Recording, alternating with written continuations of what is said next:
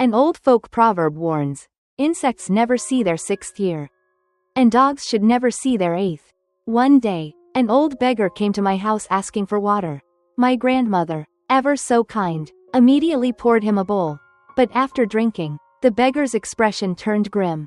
He stared intently at our dog and said, "Ma'am, this dog of yours is about to become a spirit.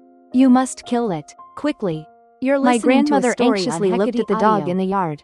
It was a local black dog. Its fur glossy and smooth, without a single stray hair.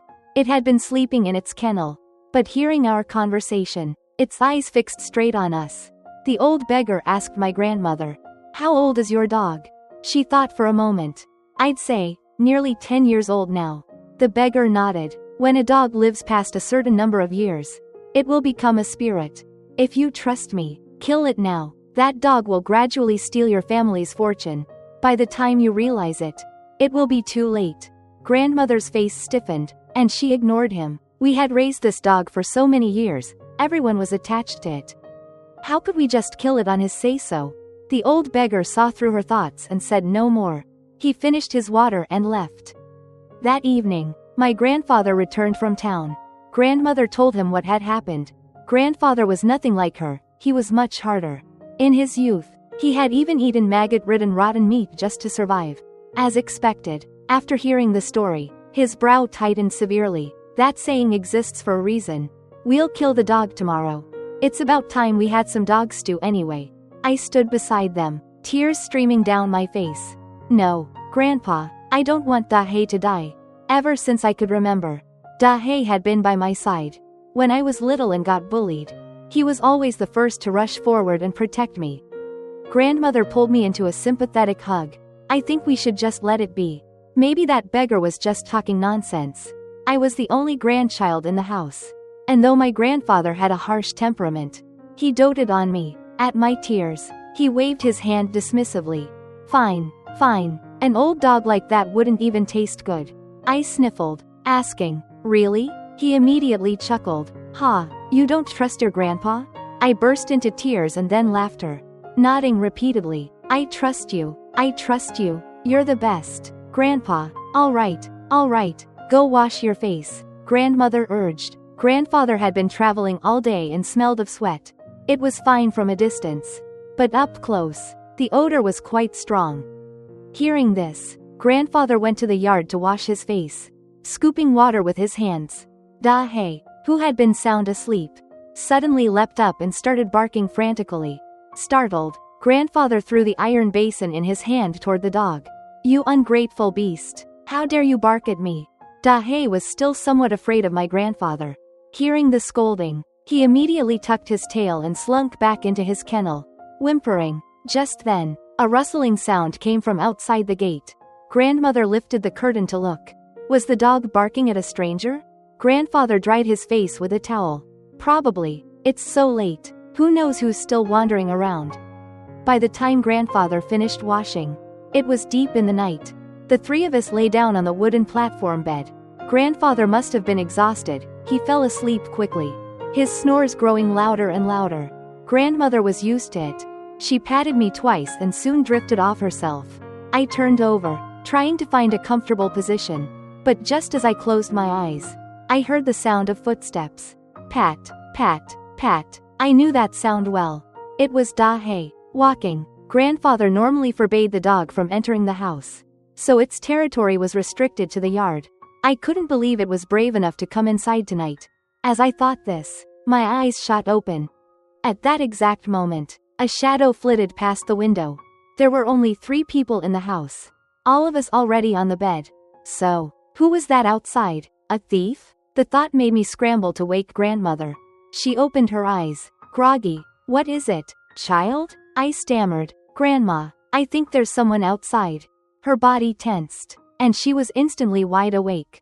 "You saw them?" Remembering the shadow, I quickly burrowed into her arms. "I saw it, right in the yard." I pointed a trembling finger toward the window. Grandmother sat bolt upright and shook Grandfather awake.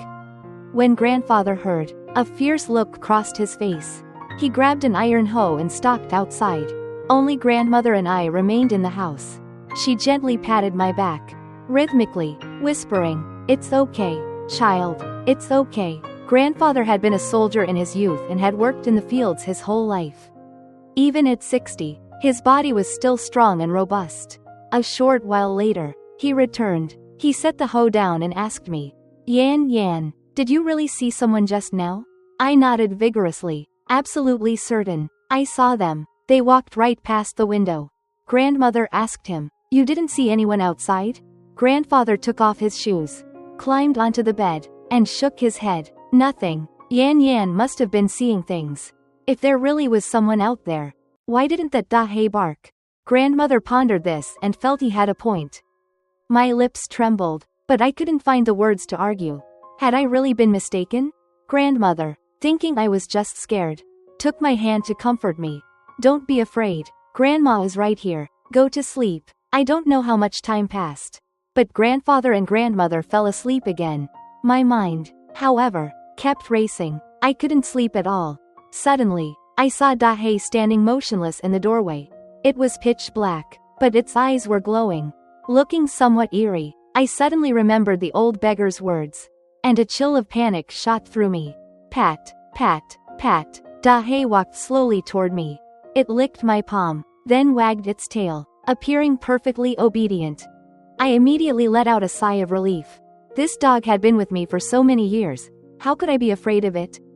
And even if, by some wild chance, it had become a spirit, it would never harm me. With this thought, I quickly rolled off the bed and whispered in its ear, Why are you in here? Aren't you afraid of being scolded? I then pushed Dahe's hindquarters to shoo it back outside. My movements were gentle, and I kept glancing back to see if grandfather was awake. If he found Dahe in the house, he would surely fly into a rage. What if he suddenly changed his mind about eating it? Just like that, I led Dahe back to its kennel. You be a good boy lately. Okay? Don't make grandpa and grandma angry. Understand? I stroked its head, muttering on and on. I had no idea where that beggar had come from, spewing such nonsense at our home. The thought of Dahe almost being eaten still made me angry. Dahe was very smart. It let out a small whimper and then nodded, as if it understood. Okay, then, I have to go back to sleep. I pushed myself up from my crouch with both hands. I hissed as I stood. My legs had gone numb from squatting so long. I quickly bent over to massage them.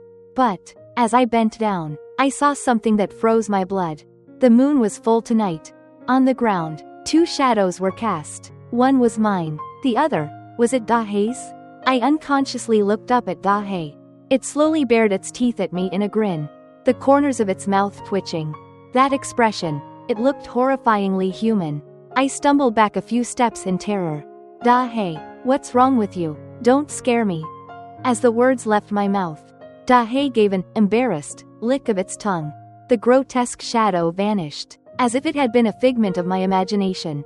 I said, trembling, if you really have become a spirit, you can't hurt me, okay? I've always been so good to you. You're listening to a story on Hecate, then added, and you can't hurt grandpa and grandma either. After saying that, I turned and walked back to the room without looking back.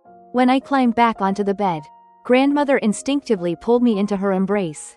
She felt my skin and asked, puzzled, why are you so cold? It must have been from being outside for so long. I mumbled uneasily, I just went to the bathroom. Hearing this, grandmother pulled the nearby blanket over me, murmuring, don't catch a cold. The next morning, grandmother told me to go feed Dahe. But thinking about what happened last night, I felt a knot of fear in my stomach.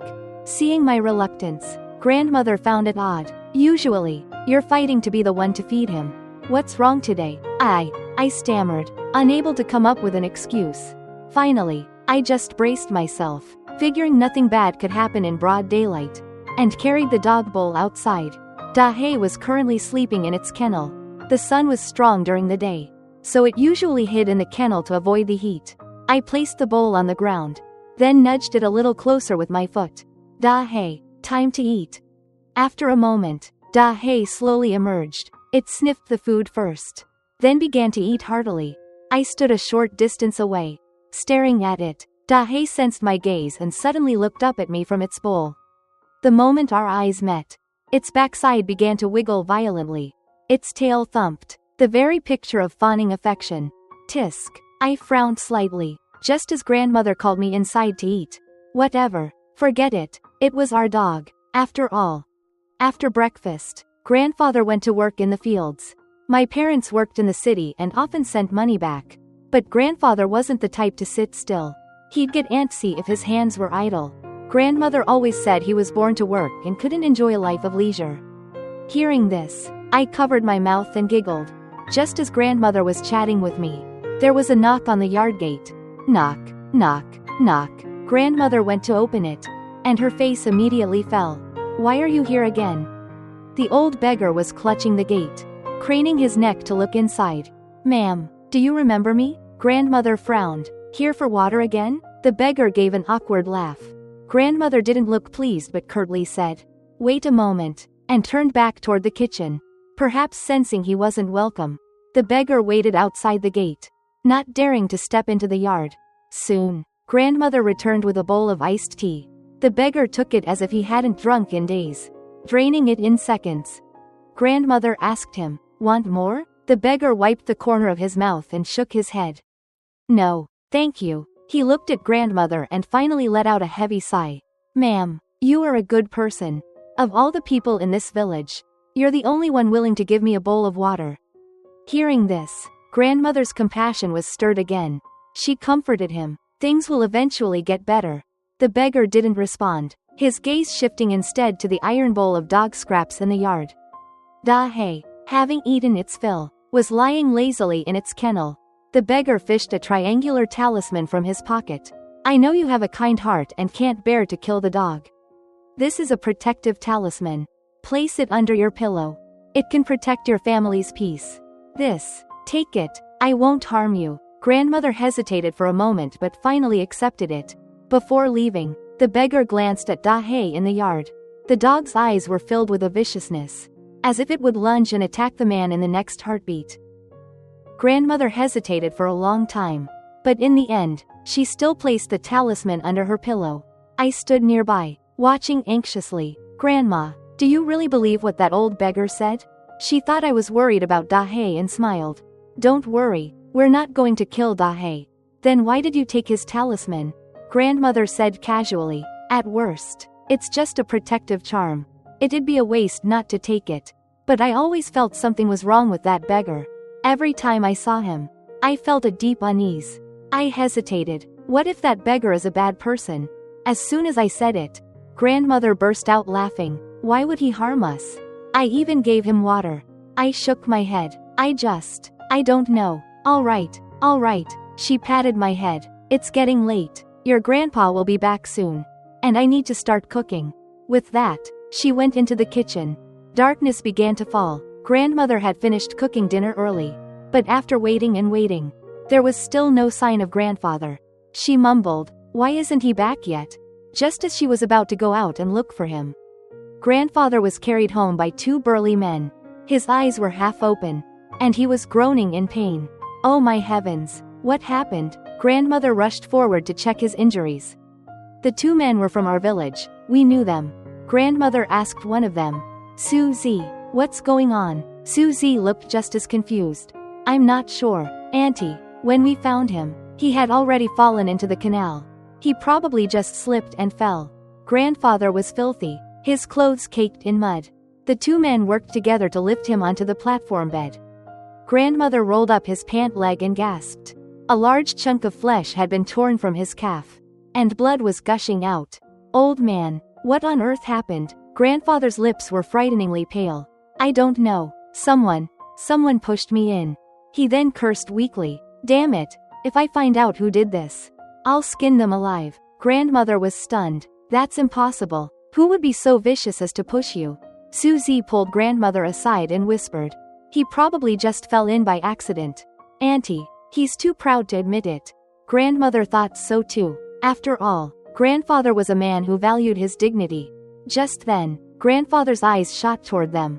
What are you two whispering about? Susie's back stiffened. He said guiltily, Grandpa, that leg needs to be treated. I'll go home and get the cart. I'll take you to the clinic in town. Grandfather's expression softened slightly. No need. We have herbal medicine at home. A few days of poultice. And it'll be fine. Grandmother disagreed immediately. No, you've lost a huge piece of flesh. What if it gets infected? You should listen to Zuzi. Let him take you to the clinic. Grandfather's mouth set in a hard line. It's too much trouble for him. Suzy quickly interjected. It's no trouble at all. Grandpa, you've helped my family plenty in the past.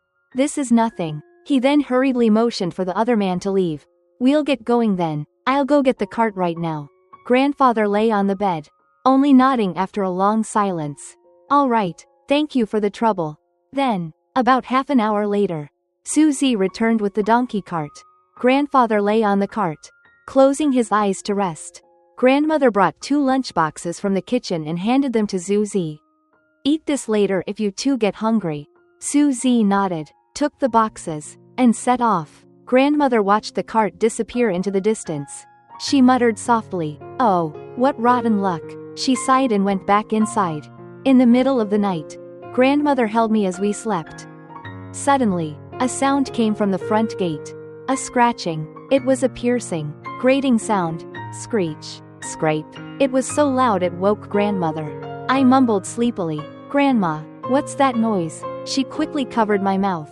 "Shush." She stared intently at the door. "It must be a wild animal from the mountains. We must not go out." Her voice was laced with fear. I was instantly jolted awake, terrified, and nodded frantically. Just like that, the two of us lay awake, our eyes wide open, until dawn. Only when the first light of dawn broke did Grandmother dare to open the door. "You wait inside, I'll go check." She went out alone. I waited for a long time, but she didn't come back. Scared of being alone, I immediately ran out to find her. Grandmother was standing in the yard, her face pale, staring fixedly at the gate. "Grandma, what are you looking at?" I walked toward her and followed her gaze. I froze in horror. Our wooden gate was covered, top to bottom, in dense, overlapping scratch marks. Grandmother told me to wait inside. She had to go get someone. I quickly grabbed her shirt. "Grandma, who are you going to find?" She comforted me. "I'm afraid that beast will come back tonight. I'm going to find the village chief. He's knowledgeable. Maybe he'll know what kind of animal did this." After settling me down, she left alone. I was terrified being home by myself, so I could only keep Dahe by my side for comfort. Dahe was an understanding dog. To cheer me up, it began to imitate a human, walking around on its hind legs. I clapped my hands, delighted. Just then, Grandmother returned, and behind her was the old beggar. I frowned. "Grandma, didn't you go to find the village chief?" She replied, "The chief wasn't home. I ran into him on the road, so I brought him back." As she said this, her eyes darted away, unable to meet mine. The old beggar crouched down, tracing the scratches lightly with his fingertips. He stated flatly, "These were made by dog claws." The moment he spoke, both Grandmother and I instinctively looked at Dahe. The beggar continued, "Before a dog becomes a spirit, it will begin to mimic human behavior, like walking upright, but it's used to 4 legs, so it has to lean on something for support." Everyone had just seen Dahe walking on 2 legs to amuse me. Grandmother's face turned white as a sheet. The beggar pressed on, "Your husband's injury was no accident. It's because your dog has begun to drain your family's luck. That's why you're having misfortune. This time, it's just a fall, but if this continues, I fear everyone in this house will lose their lives." After hearing his words, Grandmother was completely swayed. Yan, maybe we should." She trailed off, but I knew exactly what she meant. I immediately threw my arms around Dahe. "Grandma, you promised you wouldn't kill him." "But," she hesitated. The old beggar shook his head. "I have said all that needs to be said. The decision is yours." He finished and turned to leave. At that exact moment, Grandfather returned, coming face to face with the beggar. Grandfather stared at the beggar's retreating back, lost in thought for a long time. To thank Suzy, Grandmother stuffed several red bills into his hand. "Auntie, what are you doing?" Suzy didn't dare accept. Waving his hands frantically, Grandmother resolutely pushed the money into his pocket. "You paid for the medicine and the doctor's visit. You must take this." Suzy blushed. "This is too much. Auntie, it wasn't even 200 yuan. Please, take some back." He tried to return it. Grandmother spoke sternly, "No, You also took him all the way to town. You're listening to a Consider story the on extra Hecate as payment audio. for your trouble. Seeing he still wouldn't accept, grandmother simply showed him out. It's getting late. Hurry home. If you feel bad about it, just help us more in the future.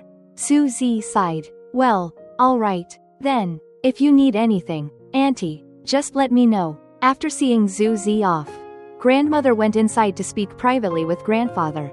I stood watch over Dahe, my heart pounding, terrified that at any second, grandmother would come out to kill him. In my tense state, I heard a faltering, raspy voice from somewhere. Don't kill. I looked down. Dahe was actually opening its mouth, mimicking human speech. I was so frightened I let go of him instantly. Inside, grandmother and grandfather were deliberating. Maybe we should just kill Dahe? I feel like that dog is becoming sinister. Grandfather just bowed his head, seemingly lost in thought. Grandmother didn't notice his strangeness and repeated what the beggar had said. Unexpectedly, this time, grandfather was adamant. We can't kill it. Grandmother was shocked. Why not? Didn't you want to kill it before? Besides, our family has been having bad luck lately. Grandfather said heavily. I know that beggar. Grandmother froze. You know him? He nodded. When I was young, I accidentally caused his father's death. I suspect he was the one who pushed me into the canal. He's here to take revenge on our family. Caused a death? What in the world happened? They had been together for half a lifetime, and this was the first time she had ever heard this story. Grandfather lowered his eyes, recalling those desperate times. Do you remember the Great Famine? So many people had nothing to eat. Even the tree bark and roots were stripped clean. Some were so hungry they even turned on their own kind. He sighed again. I felt I couldn't last any longer. I found a hidden mountain cave, intending to just wait there to die. But heaven didn't want me dead. Inside that cave, there was a dead rabbit. It had been dead for days. Maggots were already on it, but it didn't matter. Most of the meat was still intact. I could take it home, clean it, and we could eat. His voice still trembled slightly at the memory. So, I hid the dead rabbit in my coat, planning to bring it back for the family to share.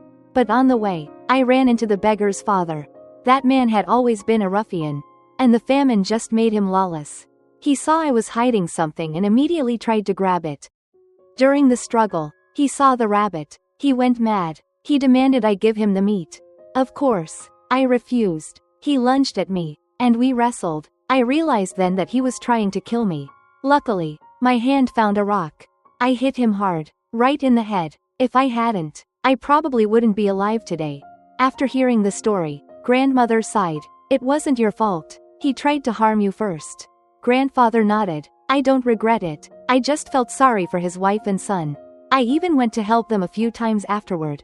But that son of his, every time he saw me, he looked at me like I was his mortal enemy. His eyes, it was like he wanted to skin me alive. Grandmother hesitated. It's been so long. Are you sure you remember what that child looked like? Couldn't you be mistaken? Impossible. Grandfather shook his head. Those eyes, they're the same as all those years ago. It's definitely him. I just never expected, after all this time, he'd still hold such a grudge. Grandmother was confused. But, why is he targeting Dahe? It's just a dog. Grandfather couldn't figure it out either. I don't know, but whatever his reason, we can't just do what he says. We'll handle it as it comes. He then yawned. The last 2 days had been torture. He was finally home and could rest properly. After they finished talking, grandmother called me inside and saw me trembling. She asked anxiously, Yan, what's wrong? I instinctively looked back at the dog in the yard. It was half lying, half sitting, wagging its tail to please me. Grandmother thought I was still worried about Dahe and quickly hugged me. Don't worry, we aren't going to kill Dahe. I hesitated, wondering if I should tell her what happened earlier. Just then, grandfather urged, It's late, go to sleep. Grandmother nodded and pulled me onto the bed. Sleep, child, don't think about it anymore. The next morning, after making breakfast, grandmother went to the fields. Luckily, it wasn't the harvest season, so the work was light. Just simple fertilizing. Grandfather was injured and could only lie on the bed. Although he was usually good to me, I really didn't want to stay in the same room with him. I sat in the yard, a safe distance from the kennel. Outside the gate, a pair of rough, Wrinkled hands waved at me. "Hey, little girl, come here." I looked up. It was that beggar again. When I ignored him, he called out to me again and again. Finally, I had no choice. I walked to the gate, stopping 2 steps away. "Here for water again?" "Wait a minute." I turned to leave. The beggar quickly called me back. "Wait, I don't want water." He grinned, showing his yellowed teeth. "Little girl, you're with that dog every day. Haven't you noticed anything unusual?" I remembered last night, and my expression immediately hardened. The beggar saw his opening. "Don't you dare harm your grandparents just because you can't bear to part with a dog." As he spoke, he pulled a black pill from his pocket. "Trust me, feed this to the dog. It will reveal its true form." Seeing the suspicion in my eyes, he added, "Don't worry, it won't kill it." From inside, grandfather heard me talking to someone and quickly limped out. "Yan Yan, who is it?" The moment grandfather saw the beggar's face, he tensed. He dragged his injured leg, hurrying toward us. The beggar saw the situation was turning bad and quickly shoved the pill into my hand. Remember what I said? By the time grandfather reached my side, the beggar had vanished. Grandfather pulled me close, checking me frantically. "Are you okay? Did he do anything to you?" I shook my head, my hand clenched tightly around the pill. "No, Grandpa, he just asked for water. But I didn't give him any." Grandfather sighed in relief. "Good. From now on, if you see him, you walk the other way. Do you hear me?" I nodded. "I know, Grandpa." That evening, grandmother told me to feed Dahe. I stared at the black pill in my hand, lost in thought. If I put it in the dog's food, Dahe would surely eat it without suspicion. But the thought barely lasted a second before I suppressed it. Who knew if the beggar was lying? What if it killed Dahe? But what if Dahe had truly become a spirit? My expression must have been visibly conflicted. Grandmother asked, "What are you spacing out for?" In the end, I couldn't hold it in. I told her about Dahe speaking the previous night. She asked doubtfully, "Are you sure you didn't mishear?" I nodded firmly. It was real. Dahe told me, "Don't kill." Grandmother immediately lost her calm and pulled me into the house. Grandfather was leaning against the bed, his eyelids fluttering. "Where's my dinner?" she cried out impatiently. "Forget about eating. Something's happened." She repeated what I had just told her to grandfather, pacing frantically. "Tell me, what do we do now?" Grandfather frowned in thought, his fingers tapping lightly on the wooden bed frame. "Stop pacing. You're making me dizzy." Grandmother stopped, finally defeated, and sat heavily on the bed. I think we should just kill the dog." I opened my mouth, but no words came out. Grandfather shook his head. "No, that's not right. That beggar has insisted, time and time again, that we kill the dog. What is he plotting? If Dahe becomes a spirit and kills us all, wouldn't that be exactly what he wants? Why would he try to save us?" Grandmother thought for a moment. "That's true, but what if he genuinely wants to help?" Grandfather's voice was low. "Impossible. It doesn't feel right." They argued for a long time but reached no conclusion. Finally, grandfather decided, "I say we don't kill it. We've raised this dog for so many years. It probably won't harm us. At worst, we'll just chain it up for a while. That way, nothing can happen." Grandmother couldn't think of a better solution and reluctantly agreed. In the middle of the night, I had to use the toilet. The latrine was in a separate room, requiring me to go outside. I stumbled out of the room, half asleep. Suddenly, a strange noise came from the courtyard wall. I looked up. A dark figure was lying flat on top of our wall, struggling to climb over. "Who's there?" I called out instinctively. The person seemed to notice me. He whispered, "Little girl, why aren't you asleep at this hour?" The voice was familiar. It was the beggar. Dahe instantly went on alert, leaping up and barking furiously at the intruder. I ran back into the room in terror, shaking grandfather awake. "Grandpa, the beggar is climbing the wall." Grandfather jolted, immediately rolling off the bed. But his injured leg buckled, and he collapsed back to the ground in pain. "Help me up, quick." Grandmother instantly helped him up, and they rushed into the yard, just in time to see the beggar jump down onto our property. He clicked his tongue. "Why is everyone awake?" Grandfather pushed me behind him, asking warily, "It's the middle of the night. What do you want? Climbing into our house?" "What do I want? I want you to go down below and keep my father company." In the moonlight, The beggar's face was terrifyingly sinister. You murderer, you've lived a comfortable life for too many years. It's time to pay. Grandmother trembled with rage. You're an unreasonable man. It was clearly your father who tried to harm him first. The beggar spat on the ground. I don't care. Why do you get to live so well while I suffer? If my father were alive, he would have given me a good life. Grandfather's face turned ugly. Your father was a low-life scoundrel. What good life could he have given you? He kidnapped and violated your own mother. I see you're no better. Carrying his filthy blood in your veins. You're listening to a story completely enraged him. The beggar suddenly lunged, tackling grandfather to the ground. The two immediately began to wrestle. The beggar fought dirty, deliberately striking grandfather's injured leg. Grandfather's lips trembled in pain, his forehead breaking out in a cold sweat. Grandmother saw things were going badly. She ran to the kitchen, grabbed the rolling pin, and swung it at the beggar's head. Fearing she'd kill him, she didn't dare use her full strength. Not only did it fail to knock him out, it only infuriated him. The beggar turned, glaring at grandmother, and shot up from the ground. He snatched the rolling pin from her hand and began beating her with it, each blow heavier than the last. Grandmother was old and couldn't dodge. She could only take the abuse. I desperately grabbed his arm, crying, "Stop hitting my grandma." The beggar, seeing me, grew even angrier. You little brat, if it weren't for you, that black dog would have been dead long ago. Why else would I have to go through the trouble of climbing the wall to do it myself? Grandfather lay on the ground, gasping for breath. So it's true. What good does killing the dog do for you? The beggar glanced at us, probably deciding that this group of the old, the weak, and the injured was no threat. He confessed outright. Your dog is becoming a spirit. I didn't lie about that. But it won't harm you. On the contrary, it's protecting your family. Do you know why I became a beggar? His face twisted with malice. To cast a death curse on you. I spent my entire fortune. I even mortgaged my house. But I never expected your dog to block the curse. That's why I tried every way I could to make you kill it. But you just wouldn't do it.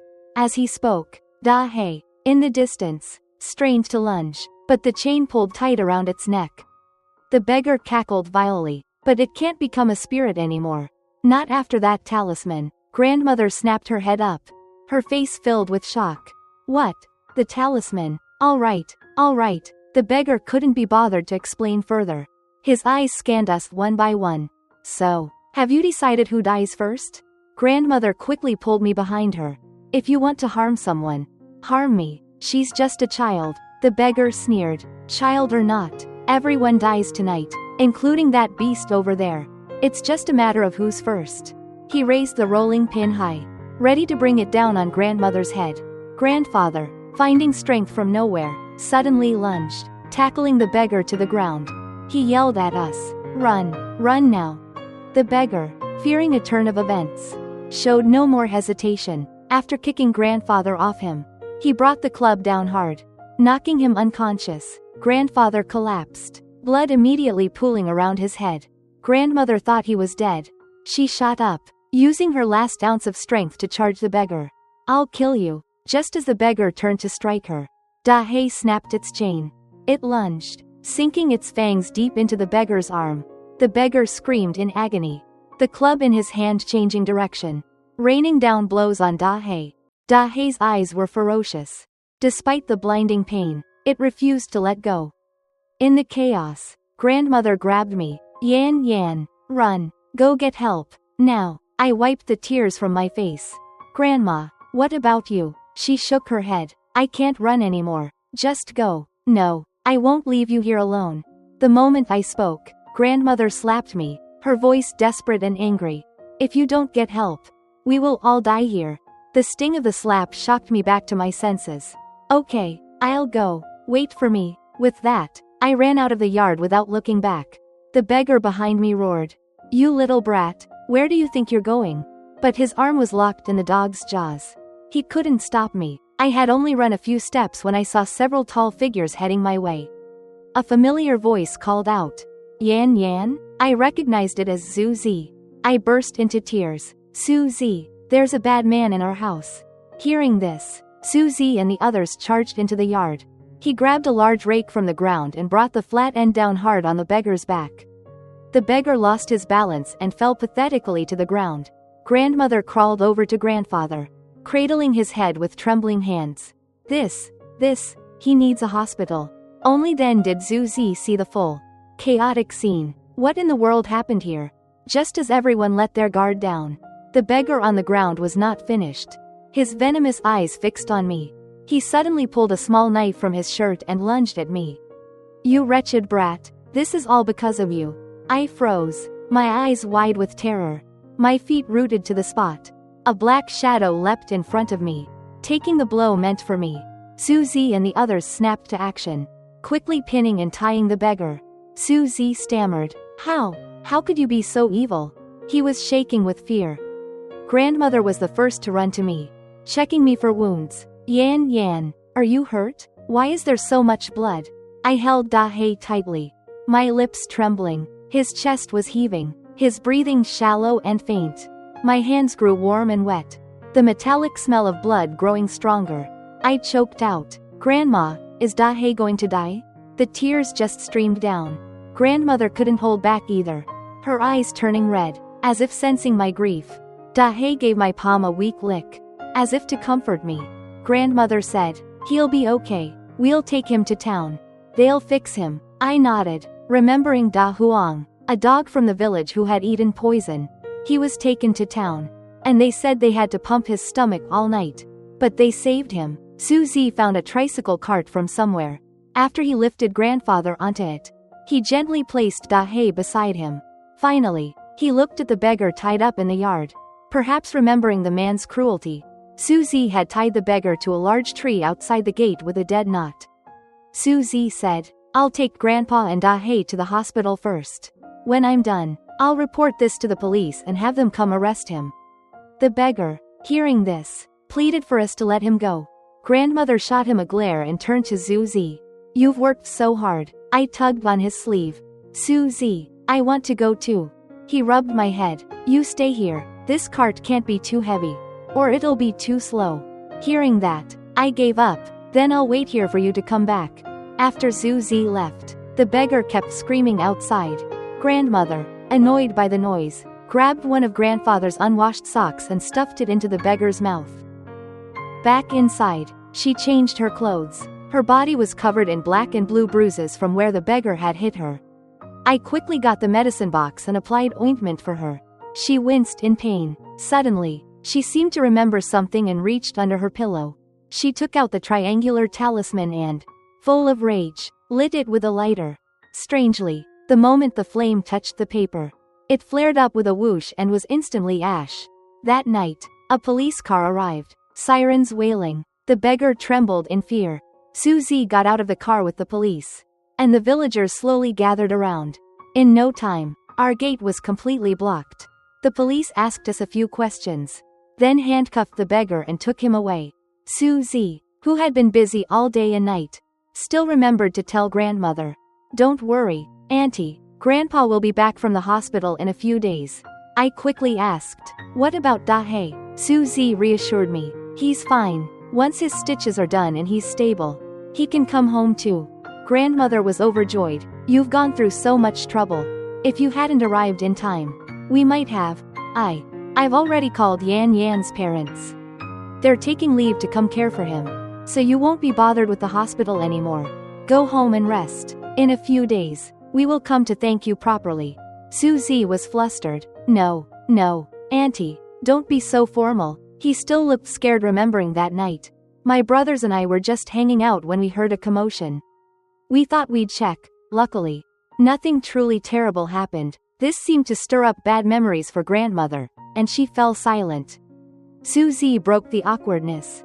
Well, I'll be going then. If you need anything at all, just call me. Grandmother nodded repeatedly. Go home and get some rest. A few days later, they all came back. My father had specially rented a car to drive into the village. When the car stopped at our gate, many people peeked curiously. My mother got out and opened her arms to me. Yan. Overwhelmed, I ran and threw myself into her arms. She knelt, stroking my face. Let me look at you. Are you hurt anywhere? I shook my head. No, Mom, I missed you so much. My mother smiled. but her voice was thick with emotion. It's okay. Mom's home now. My father watched the scene, then silently lifted grandfather onto his back. I asked, Dad, where's Dahe? He jutted his chin toward the car. In there. Dahe's fur had been shaved, making him look patchy. The spot where he was stabbed was stitched up, looking like a long centipede. He was lying listlessly in the back seat, but when he saw me, he instinctively wagged his tail. Father got grandfather settled, then went back to carry Dahe to his kennel. Grandmother had been busy in the kitchen since early morning. The food was ready, and she called us to eat. The spread on the table was as lavish as a New Year's feast. Even Dahe's bowl was filled with several large bones. Grandmother said, Dahe is our hero. We have to treat him even better from now on. At the dinner table, my father mentioned the beggar. We heard that for attempted murder with severe circumstances, he had been sentenced to death. Grandfather slammed his hand on the table, repeatedly yelling, Good, good. Grandmother glanced at the bandage on his head. Be careful of your wound. Our family hadn't been together like this in a long time. As the atmosphere grew warm, grandfather demanded a bottle of wine to celebrate. Grandmother frowned. Are you trying to die? You're injured and you're thinking about alcohol? She stood up and ladled out a bowl of rice water. This is all you're allowed to drink. Grandfather's face fell, but he silently lifted the bowl and drank. Half a month later, my parents' leave was over. My mother held me and comforted me for a long time before I reluctantly let them go. Watching the car disappear, grandmother comforted me. It'll be the new year soon. You'll see them again then. I nodded, taking her hand as we walked slowly home. Woof. Dahe wiggled his backside, running toward me. All this time of being spoiled with good food and no exercise, he had gotten as fat as a pig. Grandmother smiled warmly. There's Dahe. Come on, you're listening to Grandma's a story stewing on ribs Hecate for you audio. tonight. Dahe's ears twitched, and he trotted after her into the kitchen. I called out, Don't feed him too much. It's not good to be that fat. It's fine. Grandfather called from the lounge chair in the yard, rocking back and forth. Your grandma spoils him. Let him eat. We'll put him on a diet after his wound is fully healed. I walked over and sat on the small stool beside him. Grandpa, don't you think you should thank me? He raised an eyebrow. Thank you? That's right. If it wasn't for me, you would have turned Dahe into stew long ago. Grandfather roared with laughter. You're right. I do have to thank you. You and Dahe. You are both the lucky stars of this family. Just then, grandmother stood at the kitchen door and yelled, Hurry up, or Dahe is going to eat all the ribs. I jumped up and ran. I'm coming.